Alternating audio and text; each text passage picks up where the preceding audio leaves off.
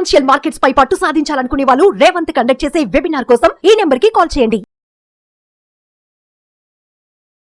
నమస్తే, welcome to Suman TV. నేను విష్ణు. ప్రస్తుతంతో పాటు senior stock market analyst Malempati Prabhu గారు ఉన్నారు. వారితో మాట్లాడదాం. సార్ ప్రభు గారు నమస్తే. సార్ నమస్తే అండి విష్ణు గారు.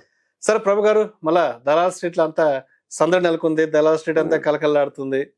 మహారాష్ట్ర ఎన్నికల ఫలితాలు, అదేవిధంగా మరోవైపు ఎఫ్ఐల కొనుగోళ్లతో మార్కెట్లు అంతా కూడా పుంజుకుంటున్నాయి. మనం ఒక్కసారి సోమవారం నాటి మార్కెట్ గురించి మాట్లాడుకుందాము. సెన్సెక్స్ ఏమో 80,000 టచ్ అయిపోయింది. నిఫ్టీ ఏమో 24,222 కూడా టచ్ అయిపోవడం జరిగింది.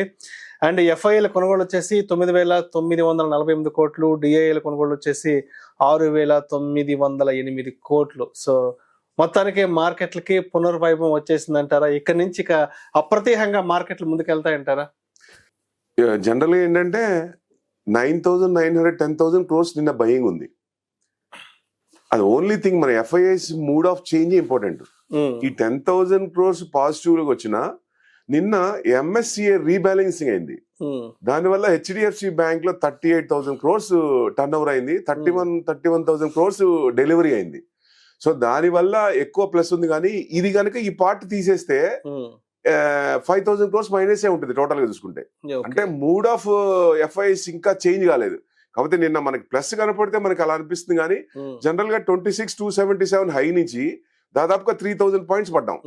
సో మీన్ రివర్షన్ తీసుకున్నా మనకి 24,750 800 పొజిషన్ వరకు రావచ్చు. అక్కడ మీన్ రివర్షన్ ఎప్పుడైనా కొంచెం 11% పడింది. సో 11% పడినప్పుడు కొంచెం రివర్స్ వచ్చే ఛాన్సులు ఎక్కువ ఉంటాయి కాబట్టి అక్కడి వరకు రావచ్చు. ఇది మార్కెట్ కండిషన్ పూర్తిగా మారిందా అంటే అప్పుడే చెప్పలేమండి.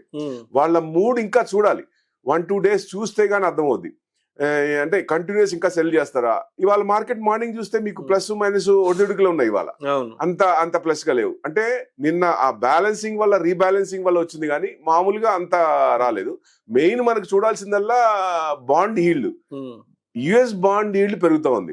ఎప్పుడైతే బాండ్ ఈల్డ్ పెరుగుతుందో ఆటోమేటిక్ గా ఫండ్స్ అన్ని ఎక్కువ అట్టుపోతాయి. ఎప్పుడైతే ఆ బాండ్ ఈల్డ్ రివర్స్ అవుతుందో then it is a positive point. వాళ్ళు ఎక్కడికి వెళ్ళాలి? ఆల్టర్నేట్ చూసుకుంటారు వాళ్ళు. అప్పుడు ఎక్కడికి వెళ్తారు? ఏ కంట్రీకి వెళ్ళలేరు. సో ఓన్లీ ఇండియా కాబట్టి ఇండియాలో ఎక్కువ సేఫ్టీ ఉంటుంది, రిటర్న్స్ ఎక్కువ ఉంటాయి ఉద్దేశంతో ఇక్కడ మనకి రావాల్సిందే. మిగతా ఏ కంట్రీ అయినా చూడండి ఎక్కడైనా ఇబ్బంది పడుతుంది. పాకిస్తాన్ అతలాకుతలం అయిపోయింది, డెట్ ఎక్కువైపోయింది. 6% చైనా నుంచి తీసుకొని వాళ్ళు కట్టలేని పరిస్థితిలో. ఎందుకంటే వాళ్ళ ఇది కూడా ఎంబసీ కూడా పాకిస్తాన్ లో ఉన్నప్పుడు ప్రైమ్ మినిస్టర్ వెళ్ళి ఆ ఎంబసీ హెడ్ వెళ్ళి కలిసాడంటే ఇంకా అర్థం చేసుకోండి వాళ్ళ పరిస్థితి ఏంటో. సో అంటే చెడు కూడా ఆడుకుంటున్నారు ఆ పాకిస్తాన్ ని. సో శ్రీలంకను చూసాం, ఇట్లా మొయిజు గాని మార్షిస్ మనం చూసాం. మన ప్రైమ్ మినిస్టర్ వెళ్ళి మార్షిస్ వాళ్ళు, ఎందుకంటే బంగ్లాదేశ్ నుంచి ఎక్కువ ఎక్స్పోర్ట్ అయ్యేదని మార్షిస్ పంపించి అక్కడి నుంచి పంపిస్తున్నాడు. అంటే పెరిషబుల్ గూడ్స్ కొన్ని ఉంటాయి. అయినా కానీ అంత ఇదితో పంపించినప్పుడు నిన్న నైట్ నుంచి యూనస్ కూడా, బంగ్లాదేశ్ యూనస్ కూడా మోడీ కాళ్ళు పట్టుకునే పని చేశాడు. ఇక ఆల్టర్నేటివ్ అంటే వరల్డ్ కి ఇండియా అవసరం లేదు. వరల్డ్ కి ఇండియా అవసరం, ఇండియాకి వరల్డ్ అవసరం లేదు. ఆ పరిస్థితి వచ్చింది. అంటే ఎక్కడికి వెళ్ళినా ఇదివరకు అంటే ఇండియా అంటే ఒక చిన్న చూపు ఉండేది. సో ఇప్పుడు ఎక్కడికి వెళ్ళినా గానీ కొంచెం భయం భక్తి అన్నట్టు మోడీని చూస్తే మన స్ట్రాంగెస్ట్ పార్టీ ఉంది కాబట్టి ఎలక్షన్ చూసుకుందాం. ఎలక్షన్ కొంచెం మహారాష్ట్ర ఎలక్షన్ కొంచెం చేంజ్ చేసింది అనుకోవచ్చు. ఎందుకంటే అంత తంపింగ్ వస్తుందని ఎవరు అనుకోలేదు విపరీతంగా. లడ్కీ యోజన అని ఒక ప్రోగ్రామ్ పెట్టారు షిండే. అంటే Shinde has done very well అండి. ఎందుకంటే 4 years బుల్లెట్ ట్రైన్ కి ల్యాండ్ అక్విజిషన్ చేయాలి. 4 years ఎగెనెస్ట్ గవర్నమెంట్. అంతకుముందు దాకరే గవర్నమెంట్ అసలు చేయలేదు, పని పక్కన పెట్టారు. అది దాదాపుగా 1.5 నుంచి 2 lakh crores నష్టం. షిండే వచ్చిన తర్వాత 1 month లో ల్యాండ్ అక్విజిషన్ చేశారు. సో ర్యాపిడ్ చేంజ్, ఎందుకంటే రాడికల్ చేంజెస్ ఉండాలా. సో 1 man షో ఉండాలి అప్పుడే, ఎందుకంటే కరెక్ట్ గా ఉంటది. యూపీ చూసాం, యూపీ చూడండి ఎదురు తిరిగినోడిని మాట్లాడనీకుండా చేశారు. ఒక రకంగా అంత ఉండకూడదు కానీ అలా ఉంటేనే కొంచెం డెవలప్ అవుద్ది. చైనాని కూడా మనం అలా చూసేనే కదా మనతో పాటు ఉన్న జీడిపి 17 జీడిపికి వెళ్తోంది. మనది కూడా మన టైం వచ్చింది. అమృత్ కాల్, మన ప్రైమ్ మినిస్టర్ అన్నట్టు అమృత్ కాల్ ఇది 2047 కి చైనా ఎలా డెవలప్ అయిందో మనం దాని ఇంత డబుల్ అవ్వాలి, దాదాపు 34 జీడిపికి వెళ్ళాలా. That's the main criteria. ఉండాలంటే ఏం చేయాలి, మనము 100% సింగిల్ లార్జెస్ట్ పార్టీ ఉండాలి, స్ట్రాంగ్ ఉండాలి. 2019 లో బీజేపీ ఉన్న స్టేట్స్ కంటే ఇప్పుడు బీజేపీ పవర్ లో ఉన్న స్టేట్స్ ఎక్కువ. సో డెఫినెట్ గా పవర్ పెరుగుతుంది కాబట్టి, వరల్డ్ మొత్తం మనకల్లే చూస్తుంది కాబట్టి డెఫినెట్ గా మనకు గ్రోత్ బాగుంటుంది. ఇది ఇన్స్టెంటే. చైనా వాడు స్టిమ్యులస్ ప్యాకేజ్ $10 trillion ఇస్తా అని చెప్పి $1.7 trillion ఇచ్చాడు, అది మొత్తం కూడా ఇవ్వలేదు. సో ఇంకా వాళ్ళకి కూడా అర్థమవుతా ఉంది. సో డెఫినెట్ గా అన్ని ఫండ్స్ మనకే, ఇది చైనాకి వెళ్ళే ఫండ్స్ షార్ట్ టర్మే, it's not for long term. Definite గా రివర్స్ అయ్యే ఛాన్స్ ఉంటుంది.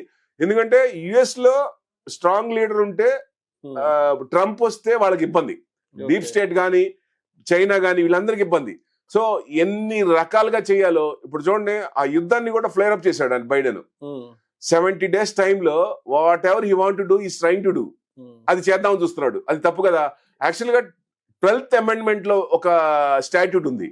ఏంటంటే అది రన్నింగ్ గవర్నమెంట్ ఇదైపోయినాక, కొత్త ఎలక్షన్ అయిన తర్వాత రన్నింగ్ గవర్నమెంట్ కి ఓడిపోయినప్పుడు వీళ్ళు కనుక ఏదైనా అగెన్స్ట్ పీపుల్ కానీ ఏదైనా రాంగ్ స్టెప్, ఎక్స్ట్రీమ్ స్టెప్ తీసుకున్నప్పుడు డెఫినెట్ గా గెలిచిన వాళ్ళకి ఆ అమెండ్మెంట్ తీసుకొచ్చి ఇమీడియట్ గా 70 days ని వేవ్ ఆఫ్ చేయొచ్చు.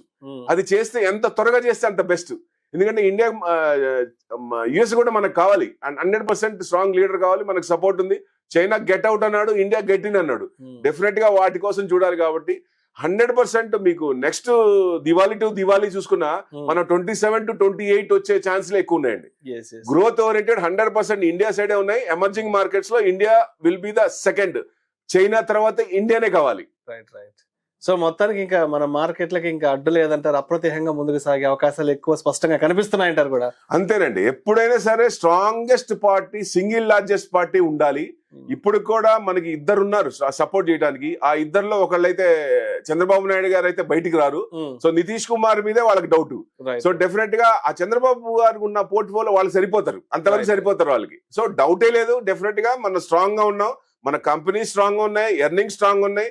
కాకపోతే ఓవర్ వాల్యూడ్ అని చెప్పి చైనా కొంచెం అండర్ వాల్యూ, 10 years లో అండర్ వాల్యూ ఉంది కాబట్టి వాళ్ళు స్టిమ్యులస్ ప్యాకేజ్, కొంచెం కార్పొరేట్ రీబేట్ ట్యాక్స్ కొంచెం ఎక్కువ ఇస్తున్నారు కాబట్టి అటు వెళ్ళారు.